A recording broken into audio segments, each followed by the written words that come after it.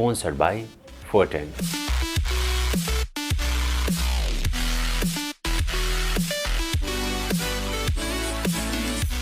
Banking partner.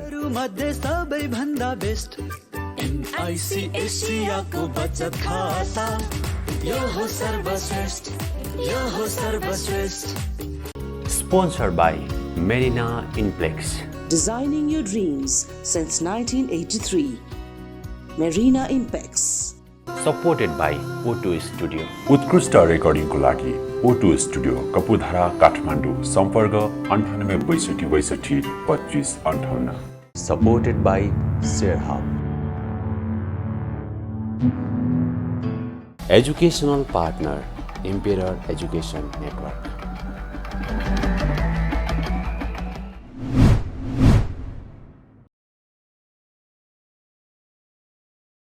Share बजार सम्बन्धी post कम हुँदै जानुमा चाहिँ जब जब बजारमा अलिकति नैराश्यता बढ्छ, बजार अलिकति तल्लो बिन्दुमा बजार जान थाल्छ हैन, तल्लो यात्रा हुँदाखेरि चाहिँ साथीहरू एकदमै निराश भएको हुनुहुन्छ उहाँहरू।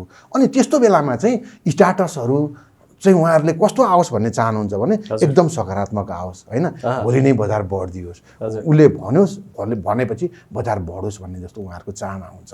तर के छ भने मैले एकजनाले भनेर यो तपाईको लाखौं लगानीकर्ताहरू चाहिँ तपाईको समावेश भएको बजारमा म एकजनाले भनेको भरमा त बजारमाथि जाँदैन। अनि हैन, बजार मेरो नजरले चाहिँ बजार जब तल्लो बिन्दुमा गइरहेको छ भने म त्यस्तो बेलामा चाहिँ नेगेटिभ कुराहरू लिएर मलाई आउन मिल्दैन।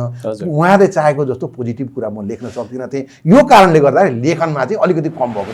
शेयर बजारमा चाहिँ लगभग भनौँ न एक किसिम हाम्रो बजारमा चाहिँ अब चाहे बेयरिस होस् चाहे बुलिस बजार होस्, एउटा सिजनल ट्रेड पनि हुन्छ, एउटा सिजनल मुभ आउने हाम्रो बजार छ हैन। त्यो सिजनल मुभमा चाहिँ साधारणतया डिसेम्बरदेखि मार्चसम्म अलिक तल्लो बिन्दुमा बजार आउने, अनि मार्चदेखि लिएर जुलाईसम्म चाहिँ अलिकति माथिल्लो लेभलमा जाने जुन पछिल्ला ट्रेन्डहरू छन्, अधिकांश ट्रेन्डहरू त्यो हेरेर चाहिँ बजारमा अलिकति अब क्रियाशील हुनुपर्छ कि जस्तो लाग्छ।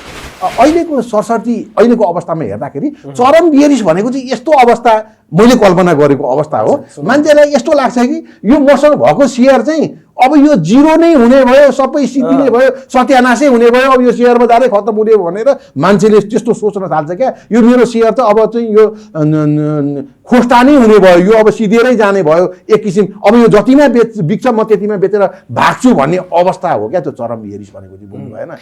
अघिल्लो बियरिस बजारमा 1100 को आसपास हुँदाखेरि कतिपय ब्याङ्कहरू 130 35 140 50 र 200, कुनै 250 थिए, कुनै 300 थिए।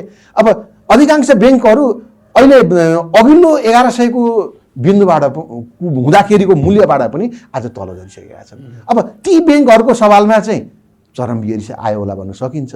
बाँकी अरू कम्पनीमा चाहिँ अहिले पनि भन्न सकिन्छ। ब्याङ्किङ सेक्टर भनेपछि अहिलेको चरम बियरिसकै अवस्थामा हो। सबै कम्पनीलाई नजोडौँ त्यसमा, सबै कम्पनीलाई नजोडौँ, तर अधिकांश कमर्सियल ब्याङ्कहरू चाहिँ अब चरम बियरिसको अवस्थामा पुगेका हुन् कि जस्तो लाग्छ। लङ टर्म इन्भेस्टरलाई मैले बजारमा एउटा चरम बियरिसको अवस्था आउँछ त्यति बेला मात्रै किन्नु होला है, अहिले होइन भने आज बजार 2600 2700बाट बढ्न थालेपछि 3200 पुगेपछि र त्यसपछि पनि तल झर्न थालेपछि पनि मैले आजसम्म पनि लङ टर्म इन्भेस्टरलाई मैले कहिले को प्रति लक्षित थियो त्यो स्टार्ट? अब 2500 मा मैले लेखेको स्टाटस को प्रति लक्षित थियो भन्दाखेरि म त ओपनली भनिरहेको थिएँ चरम बियरिस आउँछ त्यति बेला मात्रै किन्नु होला भनिरहेको थिएँ।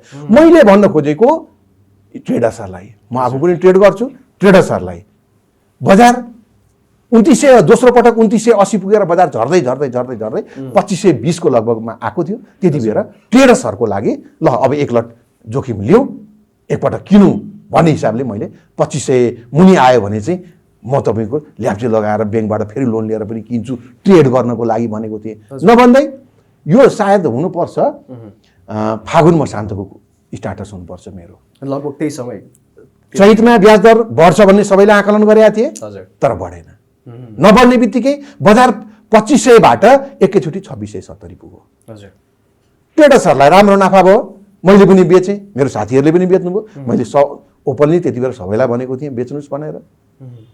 मैले बारम्बार त्यति बेला घट्दो बजार भनेर लेख्थेँ। बजार त्यहाँ पुगेपछि बजार बियरिसमा गयो भन्ने मलाई लाग्यो, मैले घट्दो बजार भनेर भन्न थालेँ। मैले सबै साथीहरूलाई निस्किनुहोस् बजार बियरिसमा गयो भनेर भने। ट्रेडर्सहरूले 2500 मा किनेर पनि 2670 पुगेर पनि नबेच्ने त। त्यही त मैले त बेचेँ। स्थानीय निकायको चुनाव घोषणा भएपछि चाहिँ बजार बढ्छ भन्ने आम धारणा थियो, सबैले यही बुझेका थिए। स्थानीय निकायको चुनावको घोषणा भयो वैशाख 31 गते गर्ने भनेर, तर एक दिन पनि बजार टिकेन। दोस्रो फागुनमा हुनुपर्छ। एमसीसी पास भयो भने चाहिँ हाइड्रोहरू त उडेको उडै जान्छन्। एमसीसी पास भएपछि 1000 मुनि हाइड्रै किन्न पाइँदैन भन्ने आम धारणा थियो। मैले पनि सोचेको थिएँ एमसीसी पास भएपछि 1-2 दिन त कसो नबढ्ला हाइड्रो भन्ने सोचेको थिएँ। तर रिजल्ट के आयो? एमसीसी पास भएको भोलिपल्टैदेखि बजार घट्न थाल्यो। कन्फर्म भएँ कि म बजार बियरिस गयो। त्यसपछि अब बियरिस भनेर लेखियो भने त गालीको बर्सात सुरु भइहाल्छ। अनि म मेरो स्टाटसमा जे लेख्नु पर्दाखेरि पनि सबैभन्दा पहिलो मेरो शब्द चाहिँ घट्दो बजार हुन्थ्यो। घट्दो बजारमा यसो गरौँ, घट्दो बजारमा उसो गरौँ भनेर म लेख्थेँ। किन भन्दाखेरि बुझ्ने मान्छेले यो बियरिस भन्ने लेख्यो भन्ने बुझिहाल्थे, नबुझ्ने मान्छेलाई अब कसरी बुझाउने, अब बियरिस बनाउनु भने त मारिहाल्थे। र मैले मुख फोडेर भनेको चाहिँ तपाईँकै टेलिभिजन च्यानलमा र प्राइम टेलिभिजनमा अघिल्लो वर्षको वैशाख 1 गते, यही वर्षको वैशाख गते 2079 साल वैशाख 1 गते बजार बियरिस हो भनेर मैले टिभीमा आएर केही कम्पनीहरूमा बटम लाग्यो जस्तो लाग्छ मलाई। ब्याङ्किङ कमर्सियल ब्याङ्कमा अधिकांश ब्याङ्कहरू बटमकै छेउछाउमा छन् जस्तो लाग्छ मलाई। अब होइन, अब ठ्याक्कै यही हो भनेर त भन्न सकिँदैन। अझै कुनै कम्पनी अब 180 रुपियाँ आएको कम्पनी अझै 10 रुपियाँ नघट्ला भनेर भन्न सकिँदैन, तर पनि अब छेउछाउमा छ जस्तो लाग्छ। अलिकति हेर्दाखेरि केही लाइफ इन्सुरेन्स कम्पनीहरू पनि बटमको आसपासमा पुग्न लागेका हुन् कि जस्तो देखिन्छ। बाँकी कम्पनीहरू चाहिँ अहिले नै बटमै लाग्यो भनेर भन्न सकिने अवस्था चाहिँ देखिँदैन। यो वर्ष नि अब 1800 पनि हुनसक्छ बटम, होइन, ग्यारेन्टी त कसैले भन्न सक्दैन। अब 1800 यदि होइन रहेछ भने पनि यो वर्षलाई चाहिँ 1800 भन्दा मुनि जाने सम्भावना चाहिँ एकदम म कम देखिरहेको छु। गयो भने पनि अबको के अरे भनौँ न 1-2 महिनाभित्रमा गइसक्छ। किनभने हाम्रो बजारले बटम लगाउने भनेको साधारणतया डिसेम्बरदेखि लिएर मार्चसम्म हो। अब आज जनवरीमा छौँ हामी, सरी डिसेम्बरको लास्टतिर छौँ हामी। अब भनेपछि जनवरी, फरवरी, मार्च 3 महिना अझै बाँकी छ। के कति घट्न सक्छ यही हो, होइन। त्यसपछि हामी बियरिस बजारमा पनि हाम्रो बजारले हरेक वर्ष चाहिँ एउटा तपाईँको सिजनल भुल दिएकै छ। अघिल्लो बियरिस बजारमा पनि तरलता अभावै थियो। तरलता अभाव नभइकन ब्याज दर बढ्दैन है। अघिल्लो बियरिस बजार सुरुवात पनि तरलता अभावकै कारणले भएको होइन। तपाईँको मुद्दती खातामा त्यति बेला पनि 13% कमर्सियल ब्याङ्कहरूले ब्याज दिएका हुन्। बुझ्नु भएन? तरलता अभावै भएर के अरे अघिल्लो बियरिस बजार पनि आएको। र तरलता अभाव हुँदाहुँदै तपाईँको ब्याज दर माथि हुँदाहुँदै पनि हरेक वर्ष सिजनल भुल चाहिँ आएका थिए। भनेपछि यो पटक पनि त्यो सम्भावना उच्च देख्नु भएको छ। एउटा कुरा फरक के छ भने अघिल्लो पटक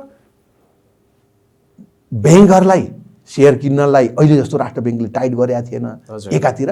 अर्को कुरो तपाईँको ऋणीहरूलाई तपाईँको जुन अहिले 12 करोडको सीमा छ, यो 12 करोडको सीमा अर्को अघिल्लो पटक थिएन। त्यो कारणले गर्दा अघिल्लो पटक अलिक बढी सहज थियो होला, यो पटक अलिक बढी अलि असहज होला। तर पनि केही न केही तपाईँको आउने सिजनमा एउटा सानो भुल चाहिँ पक्कै पनि आउँछ भन्ने मैले आशा गरेँ।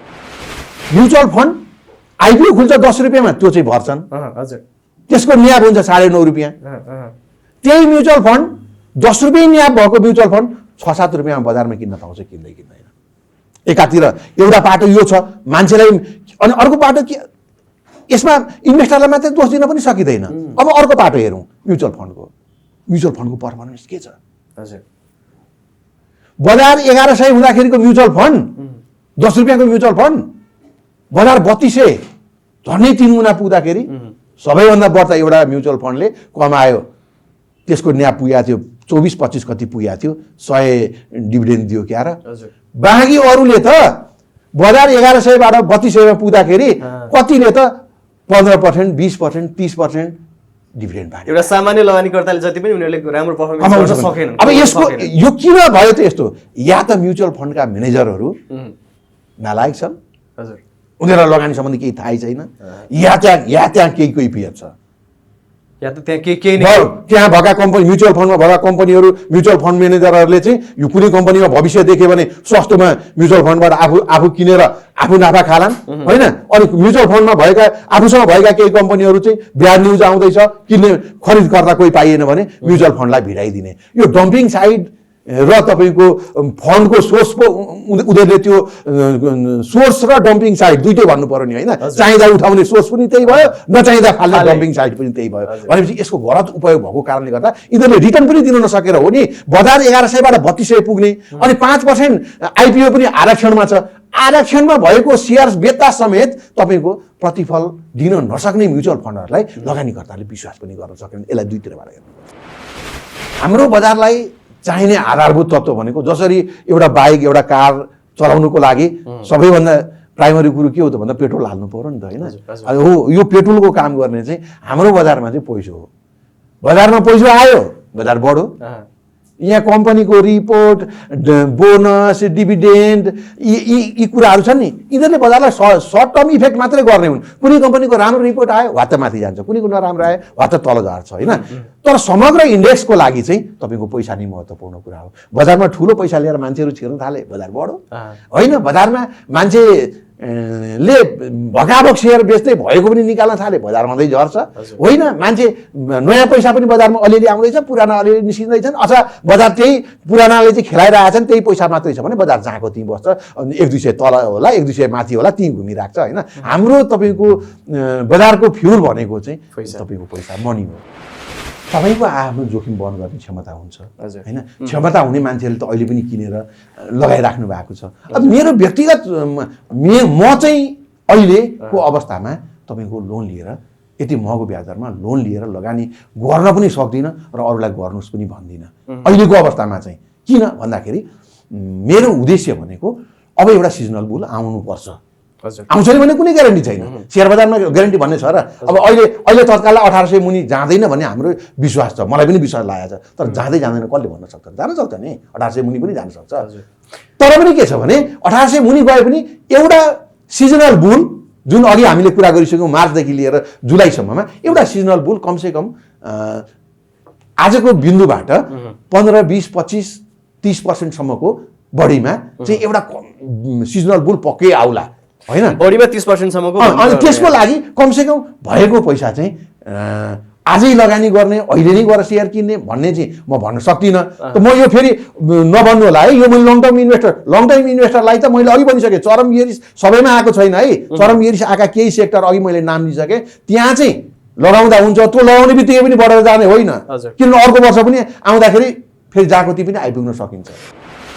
त्यो सिजनल बुलको लागि मिड टर्म इन्भेस्टर र ट्रेडर्सले चाहिँ तयारी गर्नुपर्छ कि जस्तो लाग्छ। कस्ता कम्पनीहरू चल्लान् जस्तो लाग्छ यहाँलाई कुन सेक्टरका कम्पनी होइन त्यो सिजनल बुल हो होइन। त्यो सिजनल बुलको लागि बढ्दाखेरि अहिले हामी हेरिरहेछौँ बढ्दाखेरि सबै कम्पनीहरू बढ्छन्।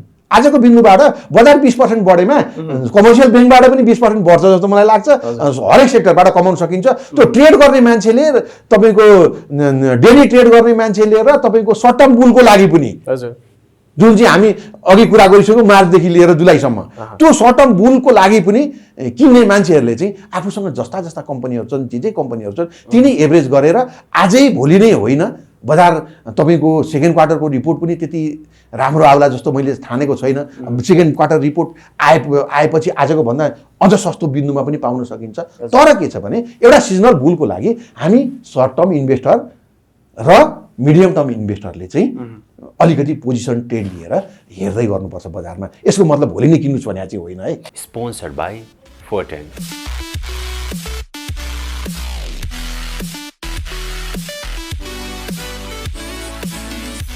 बैंकिङ पार्टनर मध्ये सबैभन्दा बेस्ट एनआईसी एसियाको बचत खाता यो हो सर्वश्रेष्ठ यो हो सर्वश्रेष्ठ। Sponsored by Marina Inplex. Designing your dreams since 1983. Marina Impex.